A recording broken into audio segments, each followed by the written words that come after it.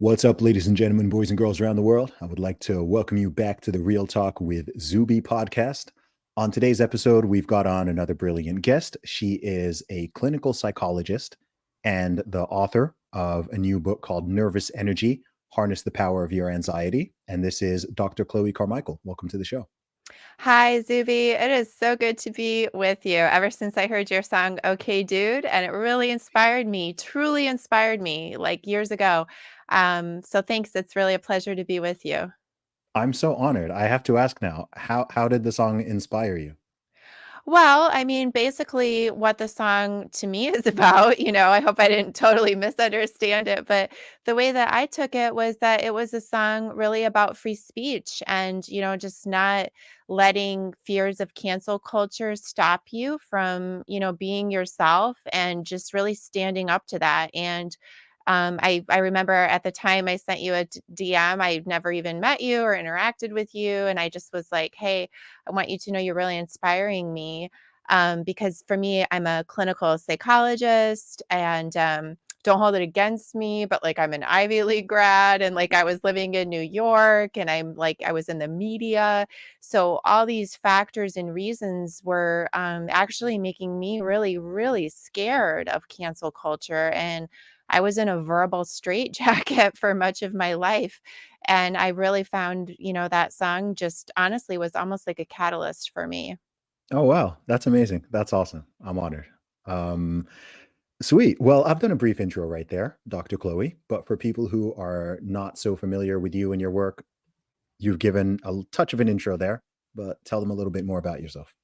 Sure. So, a clinical psychologist, which means I have a PhD in clinical psychology. And before I was a psychologist, I was a yoga teacher. And I'm also a small business owner. So, my business employs other therapists and staff and things like that.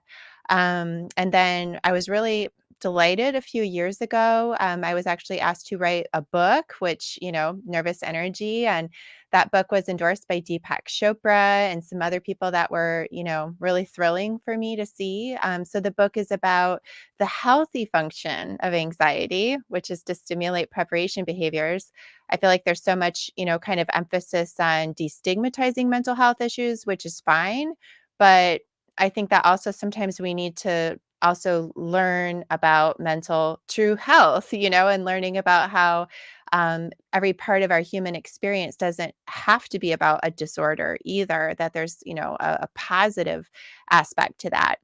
And then, as I was saying a little bit more recently, a couple years ago, getting involved with your music and with the pandemic, they wanted to mask, my child as they were trying to do to everyone's little children in the Northeast. And that was just a turning point for me. I wrote an article about the harms of masking children, and it was kind of a coming out of the closet moment for me. And that stimulated me to start writing as well about the mental health benefits of free speech and other things. So for the last couple of years, I've been out of the box a little bit. That's awesome. There's a lot of directions we can go there, but the last thing you said right there, talking about the mental health benefits of free speech, those are not two things that people normally link and connect together. So tell me a little bit more about the connection between free speech and mental health. Yeah, of course. I would love to. And I think, as you said, it's unusual for whatever reason. I guess the reason, honestly, is probably because the psychology profession skews like extremely, extremely left. So, the current framing around mental health and free speech often gets framed as if, okay, well, free speech is great, but we have to protect everybody from hate speech and bullying. So free speech is somehow in competition, with mental health. And in fact, I believe that nothing could be further from the truth. I actually think free speech facilitates mental health. So, I wrote an article for the New York Post about this, and I've also written for Fox about this as well. So, I can talk all day about it, but I mean to give you kind of a starting point, and hopefully we can talk more about it. But free speech helps people to learn and grow. So evolutionary psychologists have long speculated that part of the reason humans evolved to such a sophisticated species is because of our gift of language.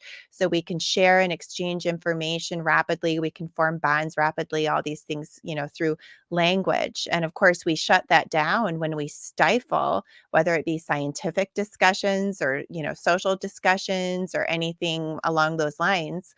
Also, when it comes to anxiety and depression, when we speak our mind, again, it's so ironic to me that psychologists have an issue a lot of times with free speech because therapists are always trying to get people to put things into words.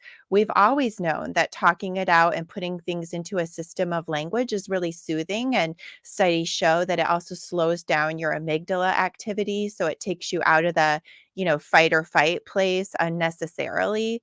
Also, when we talk and we have true, real interactions, real talk, like your show with people, we have better social support. And so, psychologists know that social support is key to mental health. And I think social support is, of course, needed if, we're stifling ourselves and not being ourselves. So that is the tip of the iceberg on why free speech, I think, is good for mental health. Yeah, I have a lot of interesting observations about the sort of current state of the social and cultural conversation about mental health because someone might disagree with me on this one, but I think we've gone from stigmatizing it to reasonably destigmatizing it. And we've now moved into a point of oftentimes celebrating and encouraging mental health problems and wanting to talk about it on a very sort of surface level, but not really address a lot of the underlying issues. I hear more therapy talk than I've ever heard in my life before. I hear the words depression, anxiety, and the term mental health more than I've ever heard at any other point in my life. But at the same time, according to all measures, depression is going up, anxiety is going up, mental health generally amongst the population is going down, even as people get more comfortable. And a lot of the sort of real major issues, at least in modern Western society, are dealt with. And then we go and create new ones. So I don't know what is going on there. I think perhaps what might be useful is even defining a couple of terms because there's terms I see bandied about all the time. Some of them I have my own sort of understanding of or a dictionary definition of, but it seems like people use them differently. So to start with, how would you define mental health? Wow, that is a good question. But I do just want to say as well, I agree with you that we've gone from destigmatizing issues with mental health to almost reifying, glorifying, putting upon a pedestal. And, why that is, I mean, I think we have a victim economy going on. And in psychology, we have something called secondary gains, which is Mm, a very real thing. It's the benefits that you get when you're sick. Like, so in a psychology textbook, the classic example is, a little girl breaks her leg. And even when her leg is healed, she insists it's still broken because she's gotten so into, missing gym class, having people sign her cast, all that kind of thing. So the victim economy and the secondary gains, it's a real factor. Also, there's big pharma, there's big money. The more diagnoses that, are floating around, the more money that is made. So, but as far as like, defining mental health, I mean, I would say, obviously we're talking about your mind and we're talking, in really basic terms, like, are you connected to reality? Which again is such an interesting thing. I think we're tampering, with reality in so many different ways with what we're asking people to believe about what's true and what's not true. The piece I wrote for Fox was about the Twitter files and about the gaslighting that occurred when, they were not only like banning people and tamping down visibility, but then lying and saying they were not doing it. So they were manipulating and creating a false sense of social consensus, a false sense of social reality. So people had a distorted sense, of what are social norms. So again, when I think about mental health, the first step basically is that, you have to be grounded in reality. You also have to be, willing to be honest about, what are some of the things I'm working on, what are my vulnerabilities. And when we start getting confused about, vulnerabilities, versus, victim cards, um, things can get really confusing for people. Our podcast today is sponsored by The Wellness Company. As you guys know, I'm always looking for the best health and wellness products to give me an edge. But if I eliminate businesses that have gone woke or forced vax mandates on their employees, there are fewer and fewer companies that I feel comfortable supporting. That's where The Wellness Company comes in. The Wellness Company was formed by a team of doctors who lost their jobs for speaking up about mandates and pushing back against lockdowns. They offer live telemedicine and a wide range of custom formulated supplements to help keep you at your best.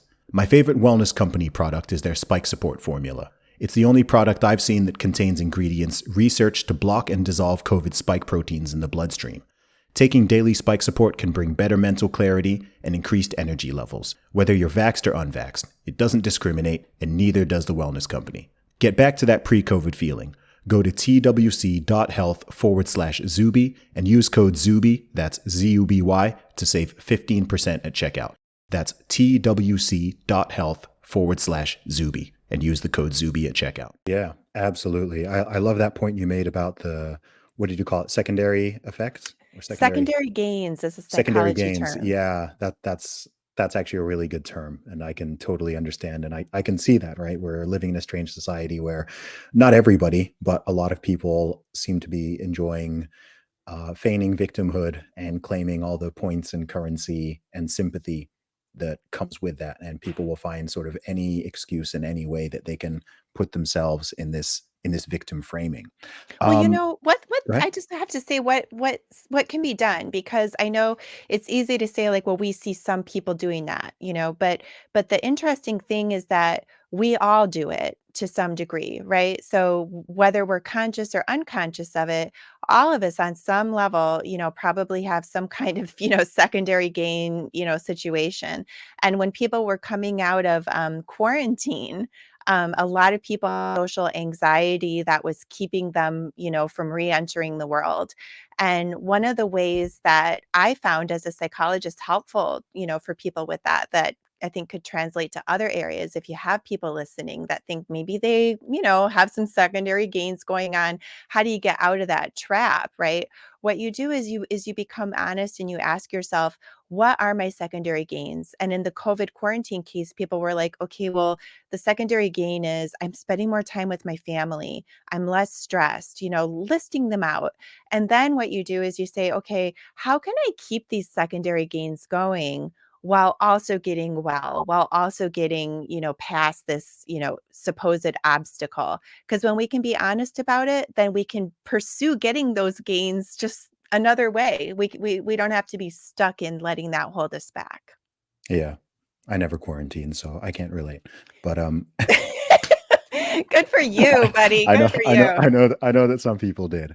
So I was talking about how I think a lot of therapists speak is becoming mainstreamed.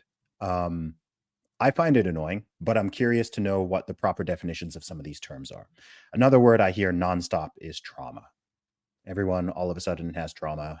Everyone's talking about trauma and everything's trauma, trauma, trauma, and then healing, trauma, healing, trauma, healing, trauma. I didn't know so many people had been to war or had been through like such horrible experiences, but that's another word that is being, I call it label inflation, right? When a word is used so much that it sort of loses its potency, it gets diluted by overuse and misuse. But I'm curious to know from a clinical psychologist perspective, what actually is trauma? Like I Well, think I know I think I know what it's meant to mean, but what does it mean? No, I agree with you. I actually have trauma from hearing that word abuse so much, right? I think you're exactly right. So when I was in graduate school and reading, literature and learning about, these things, I remember myself being a little surprised, to see certain types of things referred to as, trauma, right? I think, as you alluded to, we typically think of that as, somebody who's been to war or, had a life-threatening experience on some level.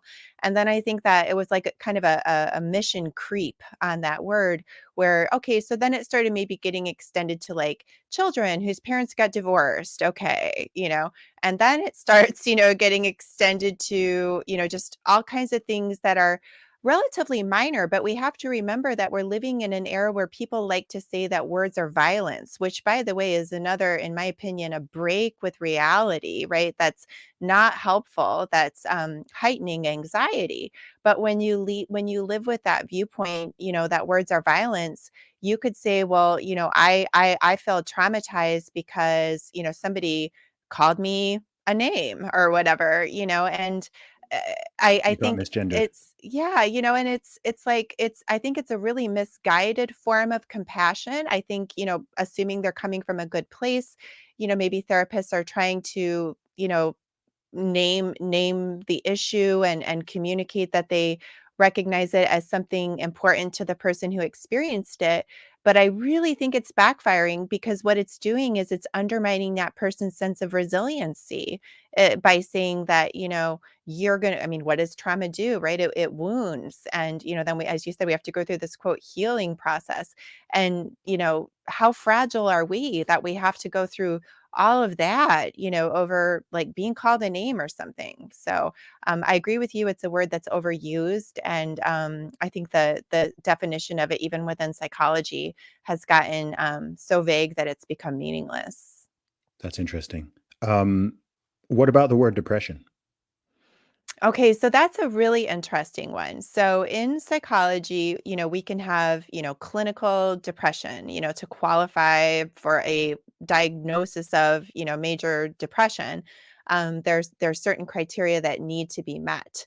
Um, but that's different, even in the world of a professional psychologist, to be able to say like, oh, I'm kind of depressed, versus like, I have clinical depression, right? Like in the world of psychology, those are two different things. But what's interesting as well is a lot of people are now grabbing onto dysthymia, which is one way of putting that is it's almost like depression light. Like it's a diagnosis, but if you don't qualify for, major depression in the Oh, DSM, then you might qualify for, dysthymia, which is often described as like kind of just like a low grade, kind of is negativity, but this you're not full on depressed. this is sounding like the mental health version of pre-diabetes, Mm, right? mm. So now they have this thing they call pre-diabetes, where like you're not diabetic, but you're like borderline, you're maybe heading there. So now they're diagnosing people as being pre-diabetic, which is like it's like a new sort of made up diagnosis. Yeah, and what gets me too is, I mean, my own profession, like, we'll have, and this isn't me, obviously, I don't work this way, but I know therapists, like, they'll have people coming week after week after week, like, literally for years, and they'll never, like, for say dysthymia, and like, they'll never say, you know what? And I've said this to clients, by the way, I've said to clients, I would rather that you skip my sessions, don't pay me for the next 2 weeks, put the money into a personal trainer. Let's see how getting your butt kicked at the gym really like affects your brain chemistry more than just, coming here and essentially verbally ruminating, for 45 minutes, which again, I'm not personally into that type of a style, but I've seen, like, by definition, a lot of dysthymic or depressed patients will want that. They'll want to sit there and complain, because part of the diagnosis profile is also lethargy. So just kind of like, I don't know, laziness is probably a judgmental word, but like a lack of energy and a lack of willingness or drive to, to take action. I'm cool with judgmental words. Some people are lazy. Yeah. Dr. Chloe's nicer than me. I'll just say things. Um, how much of so I often talk about the connection between mental, physical, and spiritual health, right? I think it's strange that for whatever reason, I can think of reasons, but in sort of our modern society, people speak about these things as if they're separate and they're siloed, right? As if your mind, body, and spirit are not connected and integrated. People talk about, for example, if I tell someone that, they can say you've got someone who's sedentary and they don't exercise, they don't do sport, they don't train, they don't go to the gym, whatever. And I sort of talk about the fact that going to the gym or lifting weights or going for a run or training has mental health benefits, they sort of look at you weirdly because they imagine these things totally siloed off, right? Like, no, therapy is for mental health, and pharmaceuticals are for mental health, and training is just for the physical body, and your relationships and your connection to God and your financial situation and your career and your environment and the weather, all these things are like not, that's a whole other arena. They're not gonna, but it's obvious they're all integrated, right? These things all work holistically. They work together. You can't kind of nicely separate out health, right? It would be like you're just eating a garbage diet, or you're drinking tons of alcohol, or you're not sleeping enough, you're not drinking enough. Like that'll affect you physically. It'll also affect you mentally, right? But people don't draw these connections between these different elements. Like what do you think is going on there? Well, I mean, that's a really interesting question. But first of all, like, I just want to say, I totally agree with you. It's not even a scientific question, right? So when we do work out, we get dopamine, we get endorphins. It's an example of what psychologists call behavioral activation. So, like I mentioned, with say somebody who's very depressed, one of their first things to go is their hygiene. And so I've worked on inpatient units where say somebody was extremely depressed, they haven't showered in 2 weeks, and we're doing everything we can to kind of get them out of that depression, but they're really entrenched in it. I've seen people be forced into a shower on an inpatient unit, just kicking and screaming. They don't want to be there. But after they are forced into that shower, which is the behavioral activation, doing the behavior of someone who's well enough to take a shower, actually activates a different state of mental health for them. And they're like, okay, wow, all right, I'm clean. I have to admit, it does feel better, and they start to go from there. So I just want to say there's no question about it that working out and taking care of your body affects your brain, it affects your mental health. And so why is that not, platformed a lot more?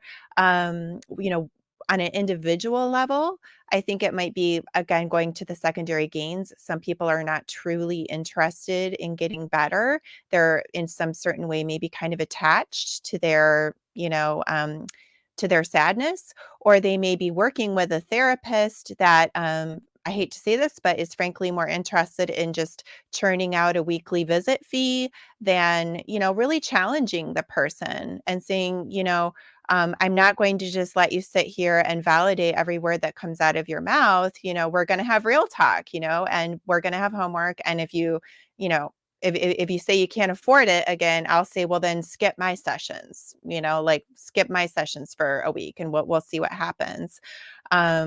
So I hate to say it, but I think as well that there's this unholy alliance, with big pharma and, Mm, just the government and APA. And I don't think that all these entities are always truly interested in helping people to truly get better. I think sometimes they're more interested in medicalizing and monetizing, yeah.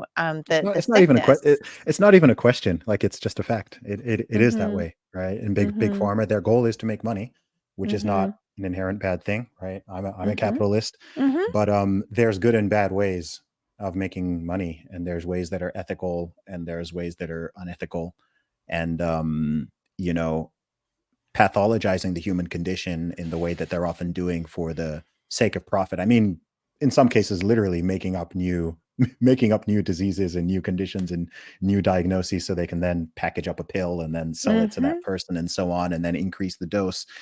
It's yeah, it's all pretty crazy. It's all pretty crazy. I have a question around depression. I'm going to be very upfront here because I do not I don't understand it. I know that people tell me I'm like lucky and I'm fortunate to be in the position where I've never experienced it, and I've never like I don't even have the personality type that my neuroticism score is 0 out of 100. So I don't even think I have the capacity to experience anything even bordering on depression. It doesn't compute in my brain. So I'm not trying to be like unsympathetic or lacking empathy or whatever. Like I just, well, maybe I'm lacking empathy because I genuinely don't understand it. Um, I'm always curious as to how much stuff, like where is the line between what might be called quote unquote real depression, clinical depression, versus just someone's life sucking, right? So I have never personally encountered someone who eats a great diet, exercises regularly, is in a good environment, enjoys their job, has loving friends, family, who has a genuinely good life, not just on a surface level, because you can have a nice life on a surface level, but like have loads and loads of real problems going on. I have not personally encountered someone who has all of those things, but then they're depressed.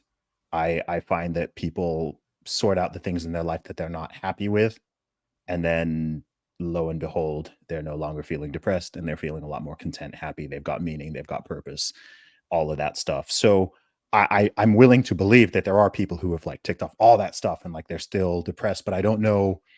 Again, I feel the word is bandied around so much these days. I've seen things saying that like 30, 40% of people are depressed. And I'm like, that doesn't even that if you're telling me this is like a condition, then I'm like, that cannot be true. I can believe that 30 to 40% of people are sad or they don't like their lives or they're not fully content or they're not living with, I can totally believe that. But I'm like, you can't have 40% of people do not have like a mental disorder. Like that doesn't even, at that point, it's not a disorder, right? That's just like, okay, that's just how people are. I don't know. I don't know exactly what my question is here, but I'm just trying to know where that line No, is. yeah. No, I hear you, kind of questioning the concept of depression and wondering, as you said, like if someone really is, being proactive. You said beginning like, depressed versus, your life just sucks. But as the point of my book again is that we want to harness the healthy function of anxiety, which is to stimulate preparation behaviors.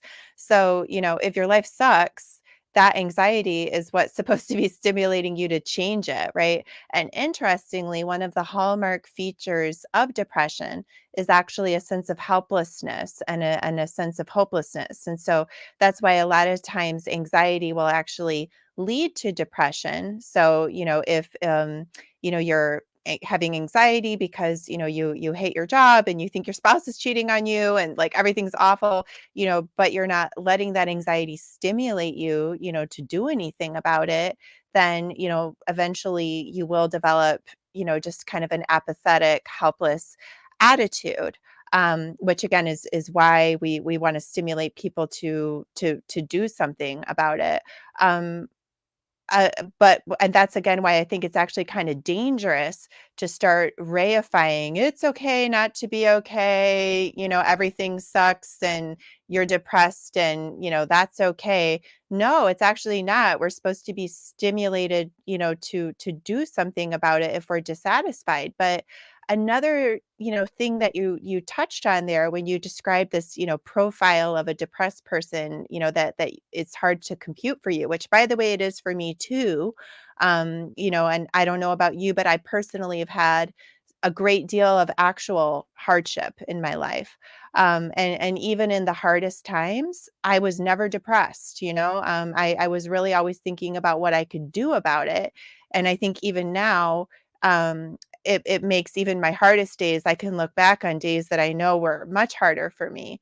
And I frankly think on some level, people are just too soft. Like they just have had it too easy to the point where, they're navel gazing their way and nitpicking their way into some sort of quote depression. But the other thing that you touched on is about having meaning in your life. And I think that there's a lot, like the decline of religiosity has been huge. And it's so interesting to me again that the APA, the American Psychological Association, as far as I know, they're not trumpeting or discussing this.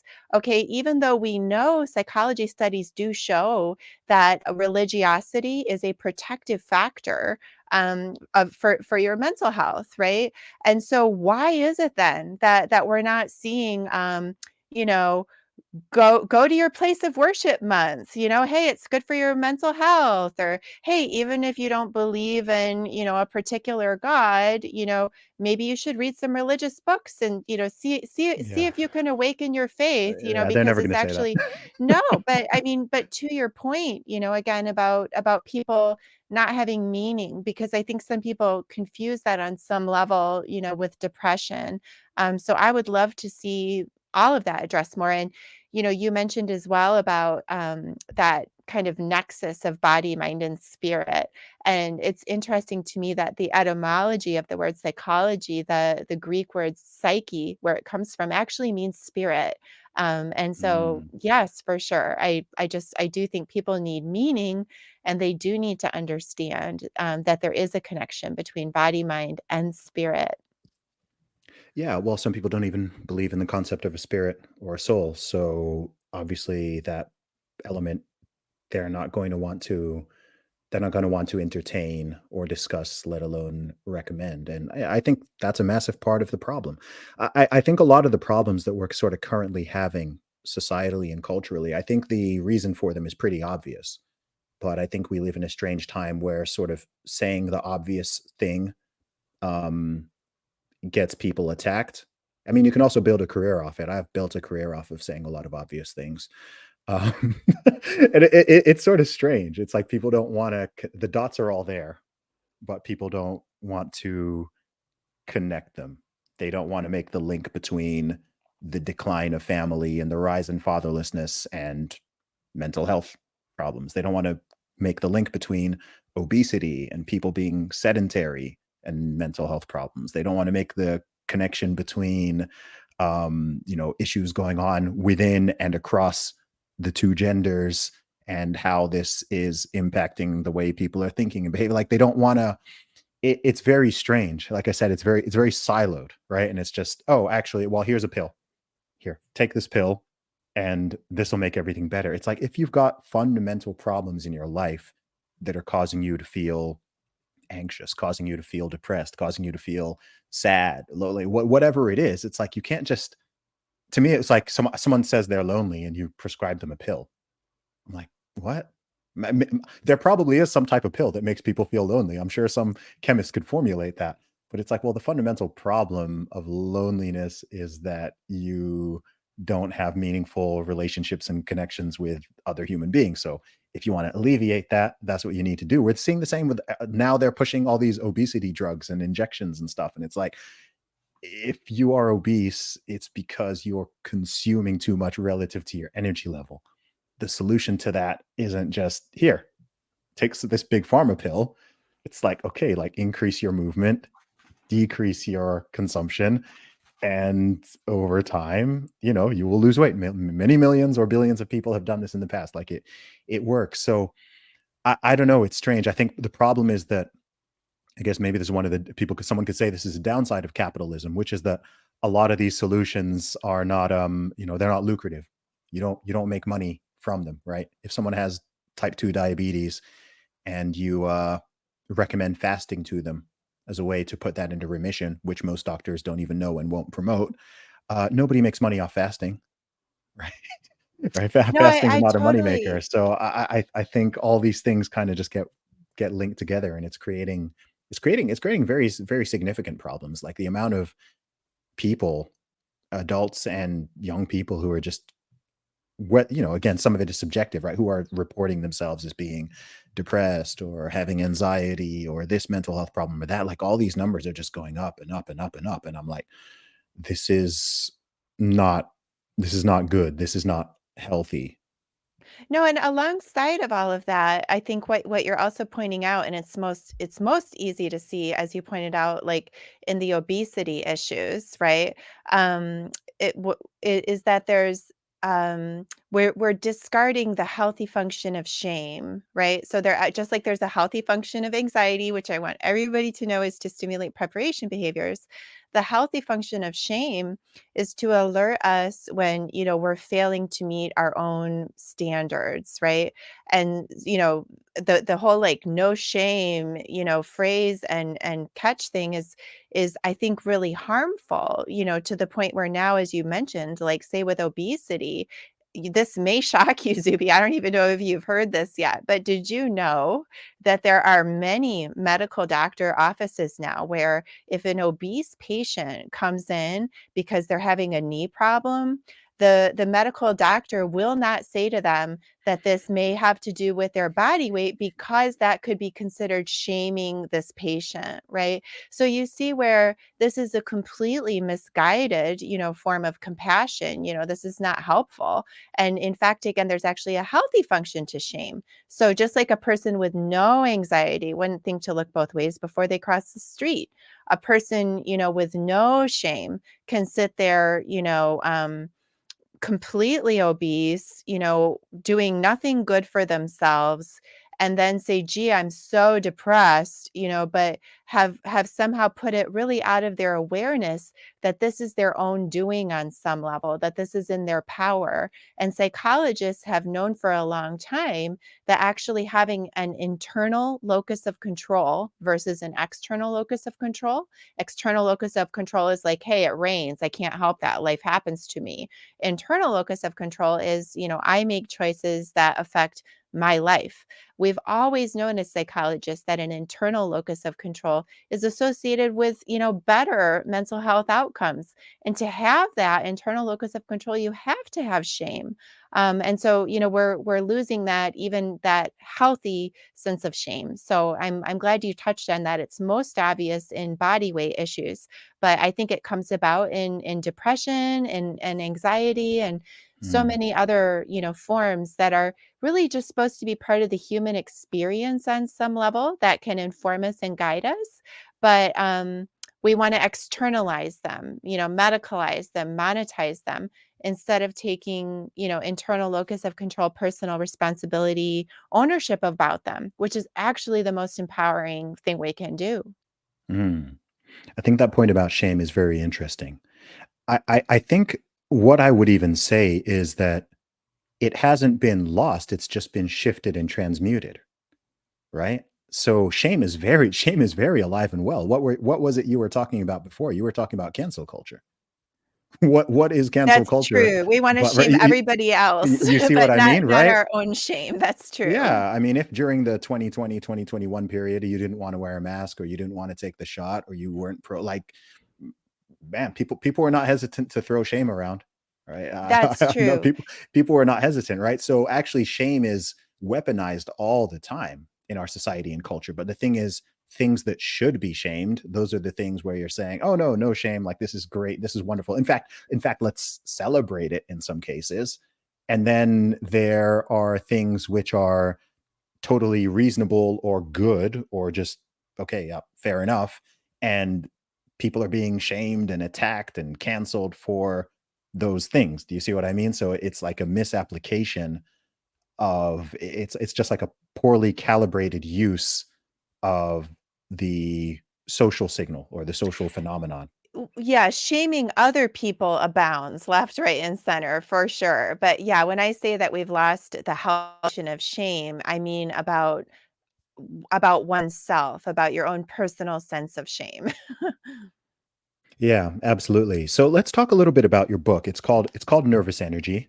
Mhm. Harness the power of your anxiety. So we've used the term anxiety a whole bunch. Again, this is one of those terms that I used to think I knew what it meant, and now I see it used so much and by so many people in all these different situations where I'm like, do I now have a different definition of what I call anxiety versus what other people are calling anxiety?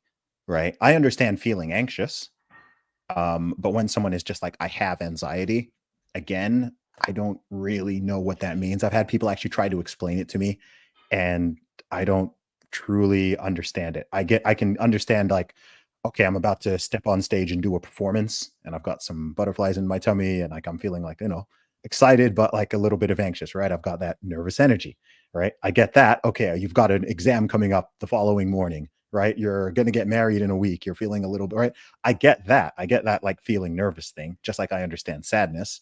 Um, but I don't get the when someone's just like, I have anxiety, just like as a thing that they just own and identify into.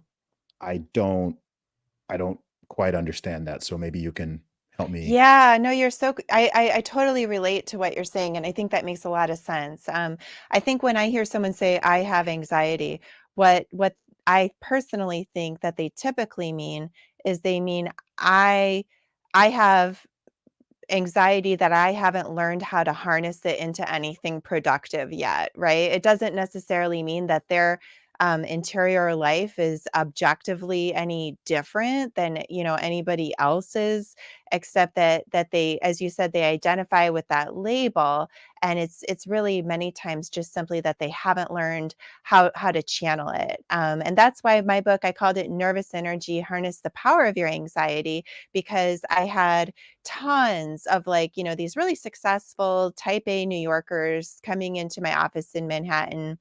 And I noticed practically all of them, on some level were there for, something to do with anxiety. And understandably, they had, kind of a love-hate relationship with the anxiety. They wanted help in learning how to, control the anxiety rather than the anxiety controlling them, but they didn't want to totally get rid of it, right? So, I could tell that they were a little bit afraid even to totally get rid of it, much like the way actually that when a person with anorexia, maybe that is, truly really, really extremely underweight. They want to get help, but they're afraid that if they get quote cured, that's going to mean that they're going to blow up like a balloon and be hugely obese. And so they're kind of afraid of that. And so you have to explain to them, no, no, you know what? You can get cured and you can even still be slim. You'll just also be healthy. And so I felt like it was the same thing I had with some of these folks, is to be able to say, look, you don't have to be in this constant state of OCD, panic, overwhelm, but you can still keep that healthy edge that anxiety gives you, that little awareness that, you want to think ahead, you want to see around corners, you want to take extra steps of preparation that other people don't take, that sense of being on your toes. You can keep that. That's the healthy function of anxiety.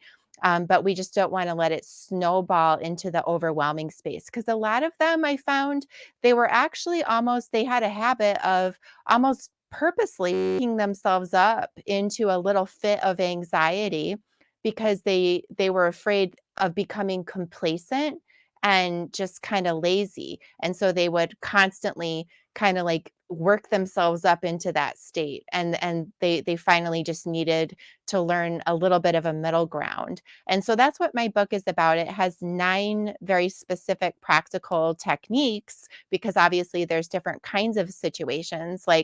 You mentioned, say, someone's anxious about taking a test, right?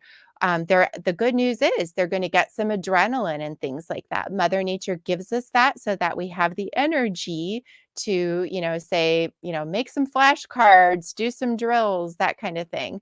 And that's how we lean into the anxiety in a active way. Some of the 9 techniques are about actively leaning in.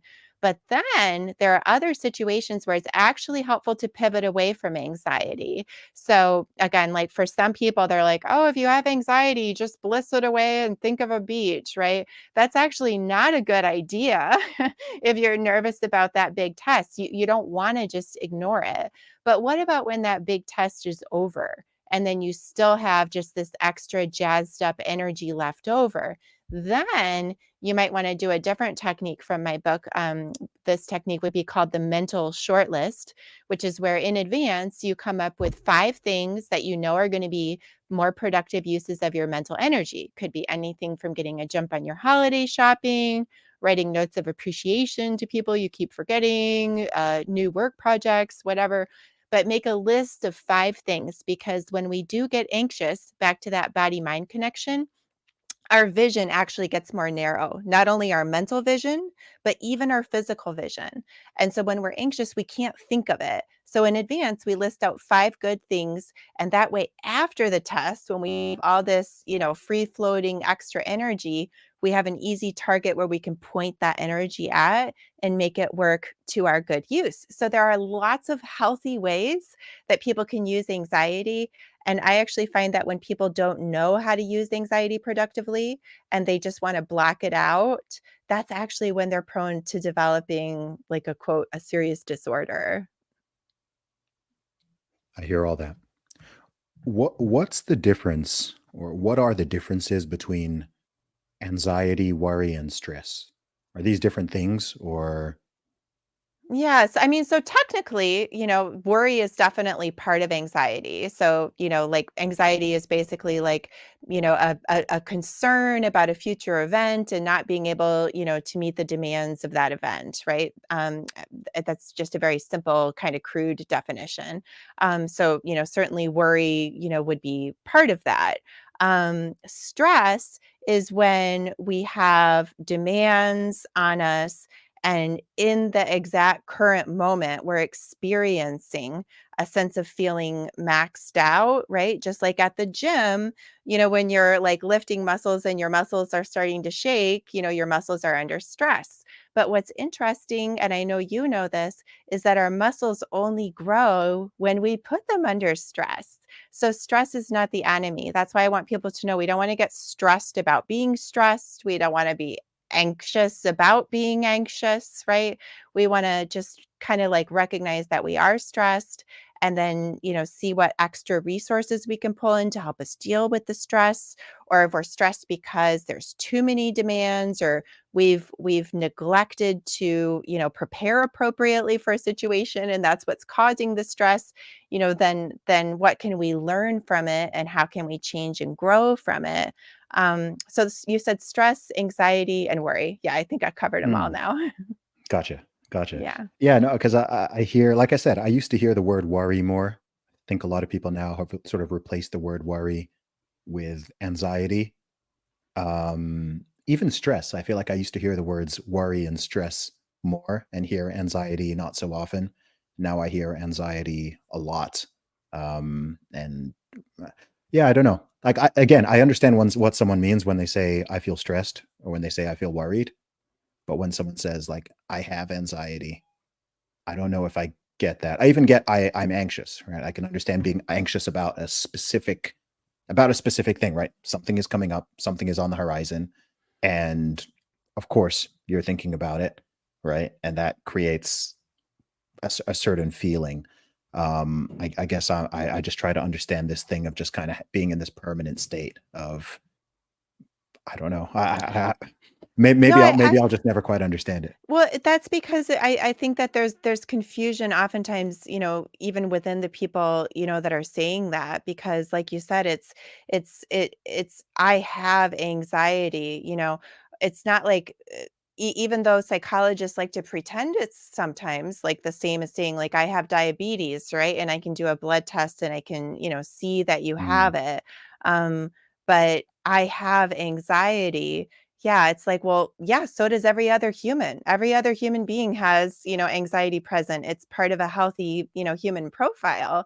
The question is, what are you doing with it? That's where we want to go with it. And some people just haven't been taught, again, because of this crazy culture that actually wants people to identify with having a quote diagnosis so that they feel as if their mental state just happens to them like the weather and there's nothing that they can do about it, as opposed to saying, of course, just like everybody else, I have anxiety and I'm going to read Dr. Chloe's book or some other book and learn how to use it as a springboard to accomplish what I want to do, just the way Mother Nature intended. yeah, I think there's so many things that are I used the term before. I often call it pathologizing the human condition, right? I think that for all of human history, for millennia, there have been things that people have felt and they've dealt with and they've experienced. But now so many of these things are being pathologized as if they're not just sort of part of what human beings go through, right? They're just part of the experience, right? Worry is a real thing. Sadness is a real thing. Happiness, excitement, love, anger, right? Like all of these things are just it's part of the human experience, right? Tragedy, unfortunately, sometimes it's environmental. Sometimes humans do awful things to one another. Um, Sometimes people get sick, people have accidents. All of these things are just some of it's good, some of it sucks. but it's the human experience. And it seems like, at least in the modern West, people are sort of increasingly bad with just dealing with reality and sort of accepting it and then dealing with it and just going, yeah, like that's it sucks and we can have sympathy, but also you have to strengthen yourself to deal with some of these things, right? Because even on a basic level, I mean, I talk about this in my upcoming book. It's actually one of the general chapters, but it's just about the fact that all of like, I mean, you want to talk about tragedy. I mean, all of us are going to die. Every single person that you know and love is going to die at some point. We're all going to die at some point, right? Like every human being Just a all through fact. history, like that. Yeah, it's just a fact, right? And I'm like, okay, well, what do you do with that information? Like that's a very reasonable reason to feel depressed and anxious and like just worried, right? Like you could spend your whole life, and there are sadly people who actually do this, right? You could spend your whole life sort of so afraid of death, both your own and other people's, that you never really live, right? You're just lamenting, you're sad all the time, you're just feeling freaked out because you don't know like what's going to happen, when's going to happen, whatever, right? People get sick, accidents happen, there's crime, all these things, and you could just sort of wrap yourself. It's kind of like what they wanted people to do during the time period I call the scamdemic, right? Just Mm. sit at home, wear your mask, don't see anyone, don't touch anyone, don't touch anything, like just sit there, just stay there, don't move, because if you do move, you might get sick. We're not going to tell you that you might get sick, even if you still just stay there. But it was sort of like a very strange pattern. You've talked about the internal and external locus of control. The way I see it that way, and the way I see the way different people sort of approach life and approach even how they treat other people. This could be their own children. This could be just people out there in the world. But there's always a balance between protecting people from the environment and strengthening people, right? And it's not an either or thing, right? There's a reasonable level of safety we should want in our environments. You could think physical environment, digital environment, nature, a household, whatever it is, right? There's a reasonable level of safety where you want to nerf the environment. You want to make the environment less dangerous. But then at the same time, you have to recognize that you cannot eliminate all risk down to zero, and you have to strengthen individuals, right? So if you look at the free speech debate, I would say, okay, look, you're an adult. You're going into a world where people are going to disagree with you. Some people are going to be mean. Some people are going to be rude. Some people are going to be insulting. People have different viewpoints, religious, political, cultural, social, whatever it is. You're going to encounter millions, billions of people out there who disagree with you, right? So you need to strengthen your mind. You need to strengthen yourself to be able to be resilient and deal with that like an adult. But then the other approach is, okay, no one is allowed to say anything that could potentially upset, offend, anybody, right? This is where, okay, so those are like the two different approaches. We need to nerf the entire world, or hey, how about we make individuals stronger? And then you Oh, can you're instill starting to morals and sound value. toxically masculine there, Zuby. Ah, yeah, I Yes. am. Yes. Okay, so I think you're getting to another issue, which is that I think that there's been a feminization of, Mm, academia and culture. And what's interesting is that when we look at scales of dominance in a personality, obviously when men are, dominant, it's easy to notice and spot, a dominant man and, like what that looks like. Whereas for women, we actually tend to express dominance more through extreme nurturance, right? And so it's like that, kind of almost like have another bite of soup, dear, and they're like, and you're like, no, no, I'm not hungry. They're like, no, you must eat, and it looks like it's caring and nurturing, but really what it is it's controlling. And then, when we look at that alongside this, rise of the whole quote, toxic masculinity thing, and the APA, the American Psychological Association, even put out these ridiculous guidelines a couple of years ago about, quote, traditional masculinity, they called it. And it was really dogging things like, stoicism, which again, I just exactly what you're talking about, the ability to have a little bit of a thick skin and withstand things, things that are actually good for mental health. And so, this idea, as you said, to kind of nerf the environment, I think in many ways is also a play to control the environment and to pathologize anybody who doesn't want that as, well, you must be toxically masculine, so that's a whole other conversation, I guess. But again, I'm just so glad, Zuby, that you are who you are and that, you're spreading like this word and this message because we need it. And, like I said, you've inspired me as well, honestly, to really, it was so scary for me. And I'm not fully all the way out of the closet yet, but I'm definitely I'm like 3/4 of the way out, so you're an inspiration. I'm honored. Thank you so much, Dr. Chloe. Thank you so much. So tell people where they can find you online and where can they get a copy of Nervous Energy. Yeah. So the easiest way, because I know there's like a listening audience, and so drchloe.com is kind of hard to spell. So people can go to, I made a URL, it's makeachange.us. If they go to makeachange.us, it will take you to, my free speech blog and that kind of thing. And then Nervous Energy, Harness the Power of Your Anxiety, is available wherever books are sold. And it's also available in audiobook, which I think is an important thing. And I'm happy to say it's been translated now into like 3 or 4 different languages too, but English is the only one I can read. So Oh, fantastic. Did you do the narration yourself? I wish. Unfortunately, during the scamdemic, they weren't having, authors read their books, and so that kept me from it. But my other book, Dr. Chloe's 10 Commandments of Dating, is on audiobook, and I do narrate that one. Awesome. Wait, so someone else can narrate it, but you can't because virus? Well, yes. I mean, again, as you said, it was a scamdemic, but, and Nervous Energy I did with a big publisher, and so I think Oh, that they were just, whatever, insurance, whatever, they just didn't wanna have, oh, crowds of people, I don't know. okay, fair enough. Let me not try to understand this thing. Yeah, we can't Anyway, understand the not understandable. yeah, exactly. And I don't want another YouTube hit. So Aw. we Don't want need to keep this. that. We'll keep this podcast YouTube safe. I have several episodes that never went on YouTube because I got the one warning.